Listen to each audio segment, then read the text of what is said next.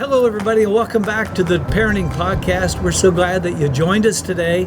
We're talking about helping your children win with money, because money today affects their tomorrow, both how they're going to experience life today in life. If they run up credit card bills, they're going to have to pay them off sometime, or student loans, or if they don't save, or if they do save, they can. And here's a thought. The good money planning doesn't mean it's not just for people who don't have any money.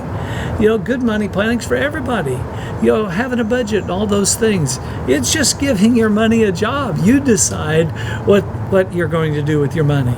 And that's what you're teaching your kids so that they can have a good life. And in the midst of that, let's bring up something that I've seen over the years, that a lot of times when people talk about money, it's always like, this is the closed amount that you have, and most times, a lot of times people talk about money, this is the amount we have and it ain't enough. Never enough, and sometimes you talk about money and kids always get the feeling that there's never enough or it's tight. Well, hey, let's bring God into this. Psalm 23 verse 1. The psalmist David found out, as we have, the Lord is my shepherd, I shall not want. I'll not lack. So it's so important, as you're talking about finances, to help your children realize we have a provider, and to have faith in the midst of it. Yeah, it's important as your children express a desire for something that they want, to have them pray for that thing. Yes. And point them to God as their source. Like, you're not going to be their source forever. Yeah.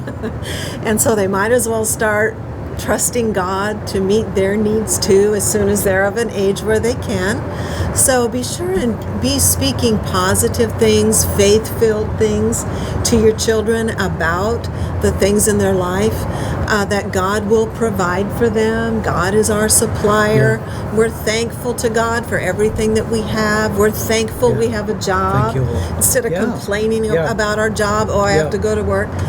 We're thankful that we have a job. God opened this door for me to have a job. I'm thankful for the strength to work, so that we can, God can use that to provide for our family.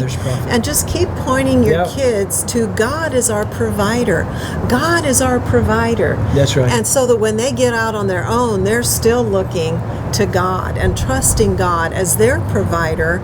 When they move out from your home and you're not responsible for their bills anymore, they know where to look. They've seen you trusting God for your needs to be met, and to lead you in your investments and in your giving and all the different areas. It's not all because we have a lack, but God, what do you want me to spend my money on? Who do you want me to bless this week? What investment do you want me to put my money in? I might have great wealth, and still, what job do you want this wealth to have? What's it for? Mm-hmm. What's this in my life? I've got this management, I've got this stewardship. How am I going to manage it? Mm-hmm. This may date me, but as you're talking, a song came to mind. It's going to date me.